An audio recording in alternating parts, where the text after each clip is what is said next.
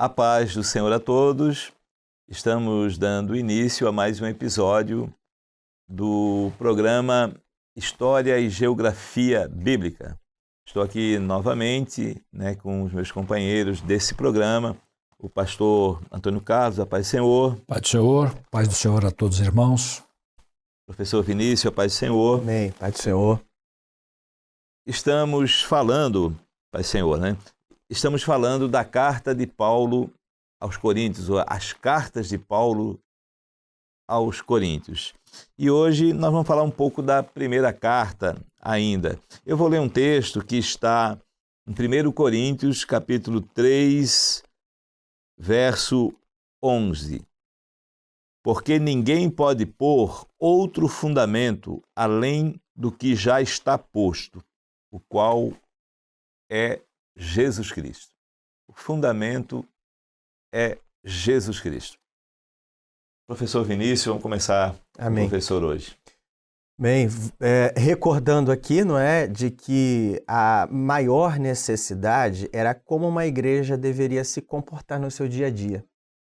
Então, resumir aqui a primeira carta aos Coríntios em uma palavra seria igreja, corpo vivo. Igreja não tem divisão. O culto que agrada a Deus é o culto profético. O culto, ele é profético quando tem dons espirituais, batismo com o Espírito Santo. Essa é a operação do Espírito Santo num corpo que é vivo. Agora, vamos recordar aqui um pouco de que Paulo passou pela cidade de Corinto, E, inclusive, Paulo ficou ali por 1 ano e meio, entendendo que havia uma grande oportunidade dada pelo Senhor para que pudesse evangelizar, pregar o evangelho do reino, e ali uma igreja fica estabelecida. Então, por isso, Paulo, quando empreende a terceira viagem e está em Éfeso, ele recebeu notícias que, digamos assim, que preocuparam o apóstolo Paulo. E o que está, inclusive, registrado na primeira carta aos Coríntios, no capítulo 1, no verso 11. Porque a respeito de vós, irmãos meus, me foi comunicado pelos da família de Cloe, ou Cloé, depende da tradução, que há contendas entre vós. Então, Paulo, ele vai se admirar muito disso, porque ele diz assim, como que a igreja pode ser dividida? Então, vamos, inclusive, identificar qual seria a orientação do apóstolo Paulo para a igreja. Rogo-vos, escrito em 1 Coríntios 1, verso 10. Vamos ler. Rogo-vos, porém, irmãos, pelo nome de nosso Senhor Jesus Cristo, que digais todos uma mesma coisa e que não haja entre vós dissensões. Antes, estejais unidos em um mesmo sentido e em um mesmo parecer. A igreja que é corpo vivo não pensa de duas maneiras. Pensa de uma maneira única. Por isso, nós vamos ver na frente algumas expressões. Um batismo, um só Deus e Pai, uma só fé, uma comunhão. Portanto, era necessário voltar-se para o grande objetivo da igreja, viver em comunhão. Assim, Paulo, então, identifica que algumas pessoas estavam muito preocupadas para dizer assim, eu sou de Paulo, eu sou de Apolo. E Paulo, inclusive, vai dizer assim, eu já estou me maravilhando porque eu não batizei nenhum de vós. Só batizei Crispo, Gaio, não batizei mais nenhum, não é? Porque a igreja, ela não tem um dono que seja homem, um ser humano, não é? A igreja tem o dono, é Cristo, o Senhor da igreja. Por isso o texto foi lido aqui para inaugurar esse episódio, dizer que Cristo é o fundamento. Então não temos outros fundamentos que não sejam o Senhor. Portanto, a igreja é corpo. E Cristo é o cabeça da igreja. Da cabeça vem o comando. E a igreja obedece. Portanto, se queremos ser identificados como um corpo vivo que faz a vontade do Senhor e que será arrebatada, tenhamos um só pensamento, uma só comunhão, que é muito mais importante, né, do que querer identificar nomes de pessoas. Agora, vale também nós dizermos aqui que quem vai levar essa carta, não é? O assunto chegou para Paulo. Paulo estava em Éfeso. Então, Paulo vai redigir essa carta e, em resposta a esse pedido da família de Cloe, Paulo vai escrever e envia. Ele diz assim, na própria carta, no capítulo 4, assim, eu não posso ir agora, mas eu vou enviar Timóteo. E recebam Timóteo, porque ele trabalha na mesma obra, né? É um servo do Senhor, e Timóteo e Erasto vão, então, a Corinto e levam essa carta. O objetivo, então, do apóstolo era doutrinar. Portanto, passado aqui esse primeiro, não é, capítulo, nós vamos então a este capítulo 2, em que Paulo vai exaltar algo muito importante. A igreja que agrada ao Senhor é uma igreja espiritual. O que o olho não viu, ele diz assim, como está escrito, então Paulo vai trazer aqui a nossa lembrança, aquilo que o profeta Isaías profetizou 800 anos antes de Jesus. O que o olho não viu, o que o ouvido não ouviu e nem subiu ao coração do homem. Vamos lembrar aqui que essa região é uma região de muita sabedoria aflorada, não é? É dessa região, principalmente, que nós temos um legado de conhecimento através dos filósofos, não é? Inclusive, que vão falar sobre o surgimento do universo, sobre o homem, não é, como centro de todas as coisas. Nós temos nomes que são até hoje estudados, não é? Sócrates, Platão, Aristóteles. Inclusive, Aristóteles, ele foi um dos educadores do que veio a ser imperador, rei ali, que foi Alexandre o Grande, foi educado por Aristóteles. Então, essa exaltação do conhecimento humano, não é, da filosofia, isso estava muito vivo, não é? Muito impregnado na mente das pessoas, de forma que elas estavam muito acostumadas a serem racionais, a questionarem todas as coisas, a perguntarem se era assim e até imaginar que aquilo que os filósofos falavam, que muitas das vezes era além da própria física, né, seria um conhecimento verdadeiro. A Paulo vai botar isso e dizer assim, ó, não temos esse compromisso porque nós não estamos falando de coisas materiais. Estamos falando do seguinte, olho não viu, não está nos sentidos humanos, ouvido não ouviu e não subiu ao coração do homem. E essas coisas Deus preparou para aqueles que o amam. E vai dizer o seguinte, quando estive entre vós, eu não usei palavras persuasivas, não. Podemos até fazer a referência do texto aqui, né? No capítulo 2, para passarmos então a palavra, ele diz assim, a minha palavra e a minha pregação não consistiram em palavras persuasivas de sabedoria humana, mas em demonstração de espírito e de poder. A obra do Espírito se faz através do Espírito Santo, né? Não é pela retórica, não é pelo conhecimento humano, e Paulo, então, foi usado pelo Espírito Santo para levar essa mensagem do Evangelho. Amém. É interessante que aqui entraram os filósofos, por isso que em 1 Coríntios 3:1, Paulo diz assim, ó, e eu, irmãos, não vos pude falar como a espirituais, mas como a carnais, como a meninos em Cristo. Então aqui a palavra fala, Paulo ele diz que ele veio e pregou aos gentios, envolvido com todo tipo de carnalidade, né? Vinham ali da filosofia, tinha lá as orgias lá nos templos pagãos, e a filosofia na mente das pessoas. E Paulo então disse assim, eu ensinei como meninos, porque eles não tinham nada de espiritual. O que eles tinham era tudo filosofia, tudo razão. Então Paulo veio e trouxe o evangelho puro como meninos, diz aqui, e ele então ensinou os coríntios.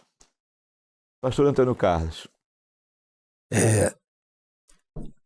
Tem muito detalhe aqui, mencionado aqui pelo professor Vinícius e pastor Ian. Mas no início da carta, aqui já foi mencionado que Paulo estava em Éfeso, né, na terceira viagem, e que esteve em Corinto na viagem anterior. E quando ele esteve em Corinto, ele passou lá 1 ano e 6 meses, né? 18 meses ele passou ali, e Deus fez uma obra assim extraordinária ali, com conversões extraordinárias.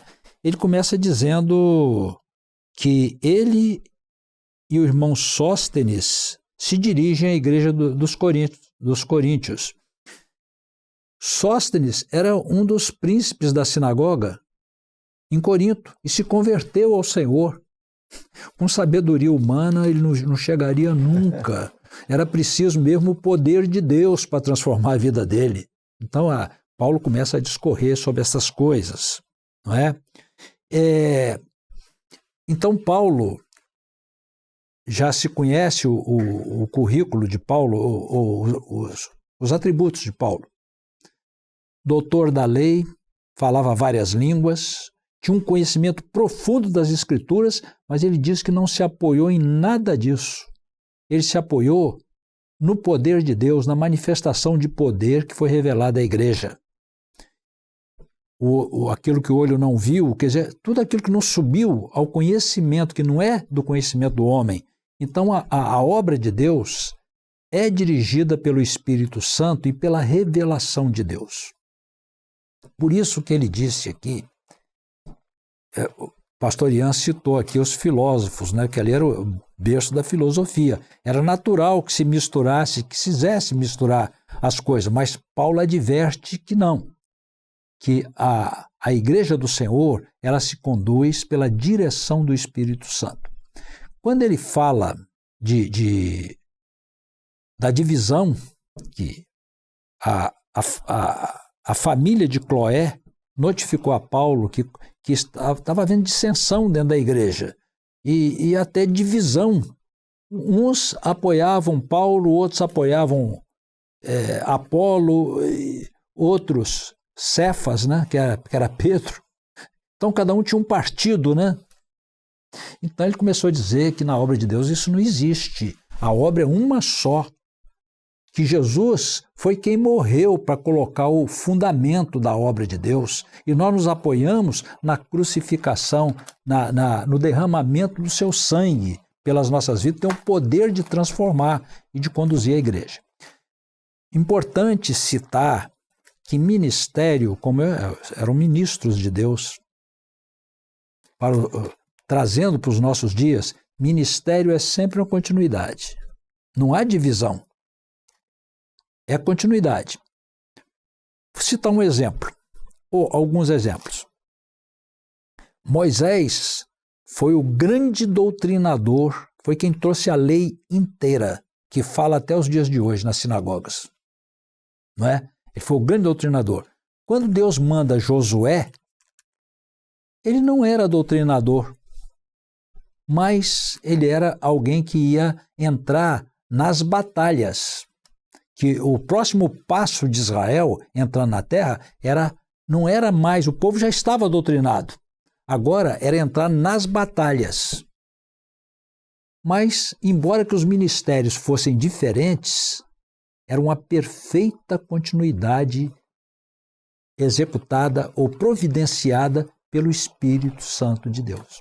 Se chamar Davi foi um guerreiro, fez a revolução de Israel, conquistou todas as possessões de Israel, venceu todos os inimigos, mas quem o sucedeu foi Salomão, que nem usou a espada. Davi usou demais a espada nas batalhas. Salomão entrou como administrador, mas foi direcionado pelo Espírito Santo uma perfeita continuidade. Então, ministério é isso. O pastor entrou numa igreja orientada pelo Senhor, o que o outro fez antes precisa ser guardado e aprendido, porque o que vem agora é outro ministério que vai trazer outra, e vai ser usado de outra forma pelo Espírito Santo. E tudo é sempre uma continuidade. Em Atos 17, 18, na segunda viagem de Paulo, ele está em Atenas, que é do lado de Corinto, e ali vieram aqueles filósofos estoicos e epicureus e vêm contender com ele ali, disputar a palavra com eles, e diz assim: quem é esse paroleiro, né, que está falando aí? O que ele está falando? Que coisa nova é isso aí que ele está falando, né? Isso foi na segunda viagem. E Paulo escreveu a carta na terceira viagem. Exato. Sim. Então, quando ele escreve, ele sabia o que se passava, né? Ele conheceu Corinto, a importância de ter ido lá, ver a cultura, o que eles viviam, né? Então, ele dá aqui, além, ensinou eles como meninos, né? Então, ensinou o beabá espiritual da palavra, e agora ele escreve a carta já com todo esse conhecimento de ter ido lá, o que eles aprenderam, e a palavra, e veio o crescimento. Então, ele fala com propriedade. Então, a carta de Paulo aos Coríntios, a primeira, depois a segunda carta, ele tem um conteúdo completo. Sim. Por quê? Porque ele ensinou o beabá, do início ao fim.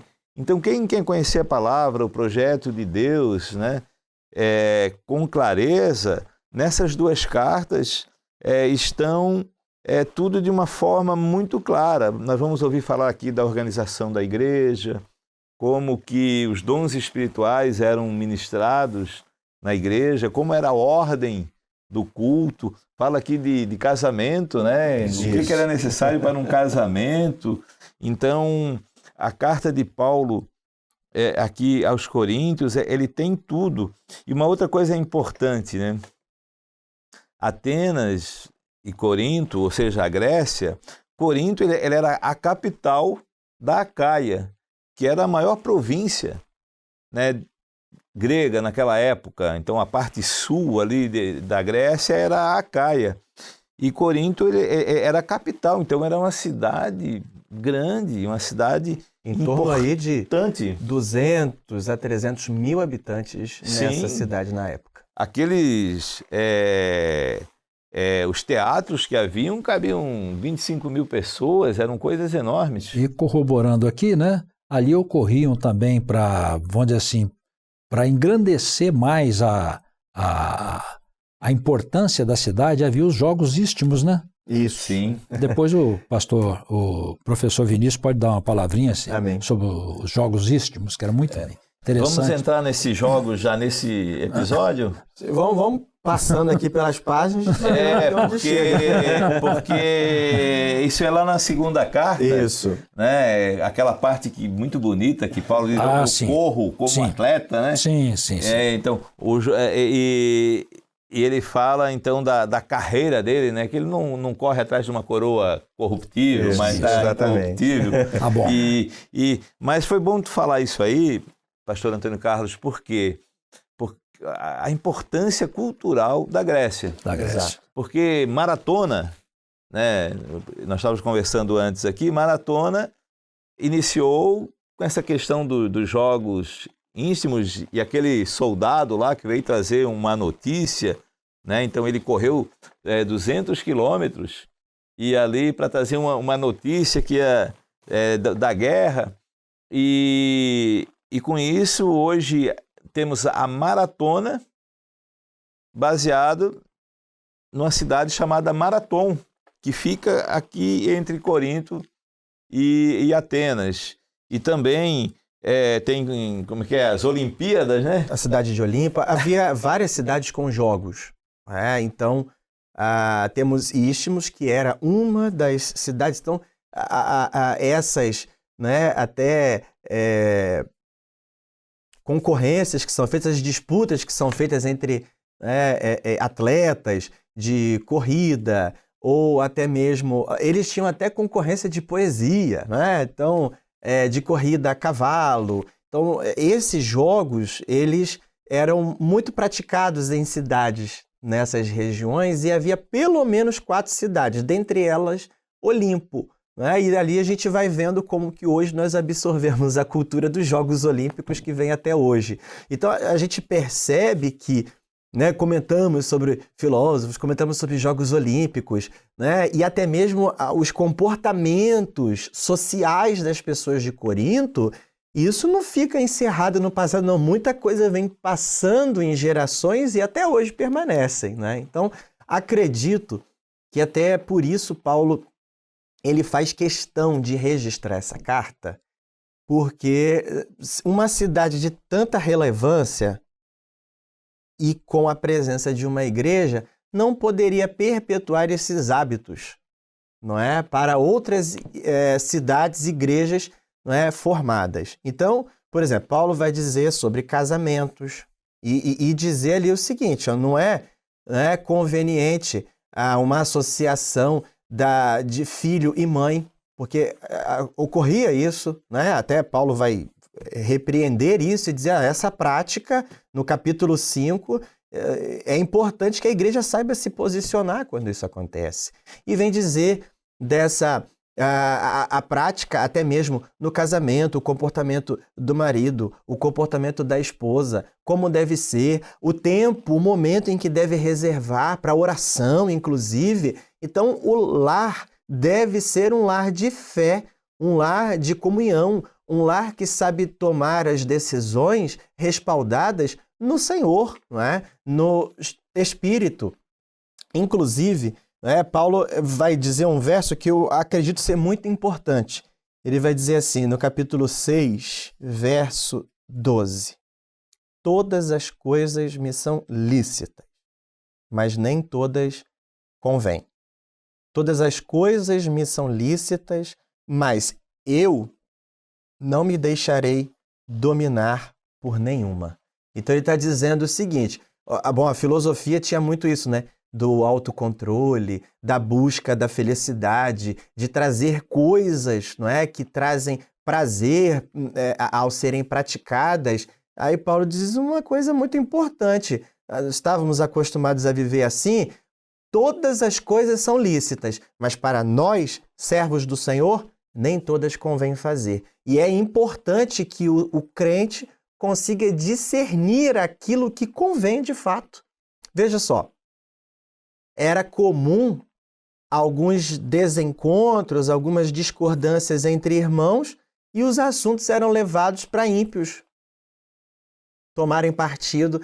E Paulo vai dizer, mas são servos, são homens, crentes, e precisa de um ímpio dizer o que é certo, o que é errado? Então, eles próprios, né, teriam condições, desde que sejam espirituais a esse ponto. Portanto, né, é muito importante porque a cultura influenciou muito a igreja de Corinto. Por exemplo, Paulo vai falar sobre a ceia. E diz assim, eu estou sabendo que a ceia, quando é feita, um banquete está sendo oferecido e todo mundo, né, se alimentando demais na igreja. A ceia não é para isso, Paulo vai dizer assim. E ele vai dizer uma coisa muito importante. Porque eu recebi do Senhor que também vos ensinei. Ou seja, Paulo recebeu por revelação. Que o Senhor Jesus, na noite em que foi traído, tomou o pão e, tendo dado graças, partiu e deu.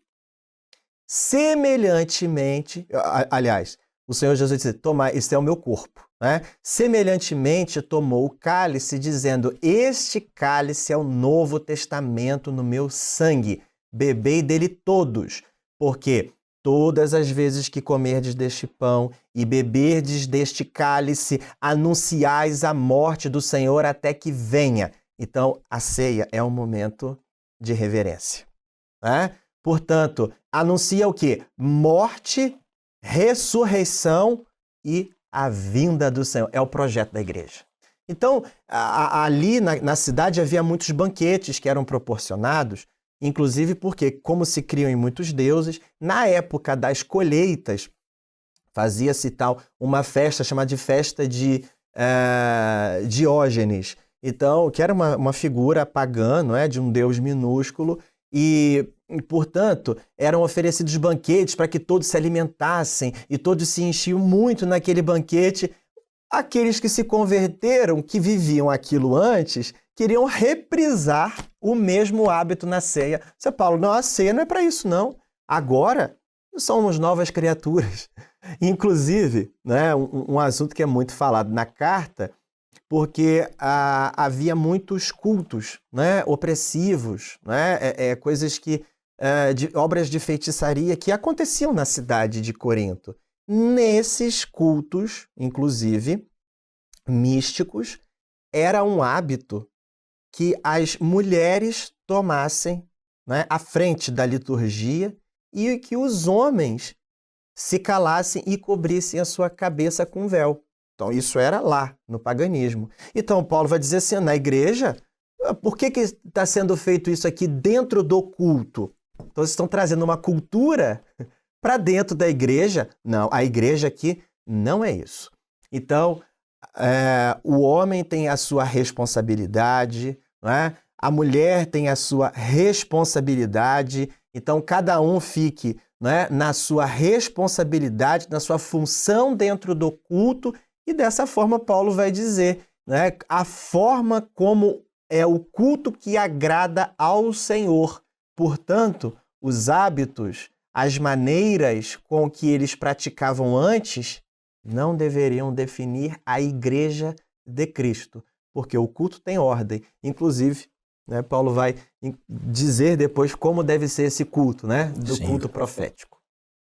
Então, eu citei aqui Atos 17, 18, aqui falando a respeito dos estoicos, porque em 1 Coríntios 15, 32, que Paulo dá uma resposta ali. Os estoicos e os epicureus, eles pregavam sobre a felicidade aqui na Terra, né? Principalmente os epicureus. Então, em cima dos prazeres moderados, né? Isso que o professor Vinícius falou aqui agora. Então, havia essa cultura, não aceitamos o sofrimento ele faz parte, não dê bola para o sofrimento, para as angústias, vai atrás dos prazeres. Isso eram os epicureus. E os estoicos tinham aquela pregação da natureza, né? Todo mundo, aquela coisa meio agnóstica, né? Todos... Deus está em toda parte, em todas as coisas, e porque nós amamos a natureza, como é que vocês pregam um Deus que permitiu o dilúvio? Então jogava essas coisas para confundir e querer tirar a fé e levar tudo para a natureza humana. Mas Paulo respondeu a eles aqui no 15:32 dessa forma: então, se a vida é só isso, comamos e bebamos, que amanhã morreremos. Né? A vida não é só isso. Né? Ele fala de uma eternidade, ele fala da ceia, ele fala sobre o casamento. Aqui, as cartas do apóstolo Paulo aos Coríntios, né, que é a palavra do Senhor, tem ali um ensinamento completo da vida cristã, da vida do servo do Senhor. Pastor Antônio Carlos. Nós passamos aqui por vários assuntos. Na questão do casamento, o apóstolo Paulo diz o seguinte: cada um tem a sua própria mulher. Ele diz isso. E diz mais: a atenção às coisas do Senhor não podem ficar desapercebidas. Ele chega a dizer assim: estás livre de mulher? Não busque mulher. Está ligado à mulher? Não se separe. Ele diz isso. E disse mais: se alguém tem mulher descrente, não se separe. Ela consente morar com você, não se separe. A mulher tem marido descrente, ele consente morar com você, não se separe, porque quem sabe o Senhor não vai salvar sua mulher, quem sabe o Senhor não vai te usar para salvar seu marido, e Deus tem um propósito nisso. Então, com relação a casamento, fala outras coisas, mas diz isso também. Mas também tem um detalhe aqui que nem foi comentado, que é o sacrifício a ídolo. Que Paulo diz o seguinte: o céu e a terra pertencem ao Senhor. Do Senhor é a terra e sua plenitude. Tudo pertence a Deus. Se convertemos a Deus, nós só temos um Deus e não existe outro. Para nós não existe ídolo, porque nós só temos um Deus, tudo pertence a Ele. Você vai comprar alguma coisa? Não pergunte. Você foi convidado a comer? Você não pergunte nada e coma. Mas se você souber que foi sacrificado a Ele, não coma, não é, porque é tudo do Senhor, não existe ídolo para nós. Mas acontece que é por causa da consciência, da sua consciência e do outro, que é mais fraco do que você. E talvez você, pelo seu conhecimento, sabendo que aquilo nada representa, mas para o outro que não tem o conhecimento, a ciência que você tem, pode ser atingido com a postura até entender que é bom comer sacrificado a ídolo. Então Paulo fala a respeito disso. Você entrou no açougue, não pergunte nada, compra pela ação de graças, tudo está santificado. Mas se souber que é sacrificado a ídolo. E Paulo diz mais, que nós devemos preocupar, porque a nossa igreja, a igreja do Senhor, em Corinto, e até os dias de hoje, ela é heterogênea. Tem gente, aqui no caso, gente de todas as partes do mundo, com costumes diferentes. E mais, tem pessoas mais abastadas, tem pessoas mais pobres, são diferentes. Tem pessoas com muito conhecimento, tem pessoas com pouco conhecimento. Tem pessoas muito compreensivas e tem pessoas muito radicais também. E Jesus morreu por todos eles. Então Paulo diz o seguinte: se comer carne escandaliza meu irmão, eu não como carne, porque essa é a vontade de Deus, o amor ao próximo, o amor ao irmão, e que não façamos nada que provoque o escândalo de outro. Isso está contido no capítulo 8, claro que tem mais alguma coisa, mas quisemos dar uma passada rápida para lembrar desses importantes aspectos. Amém.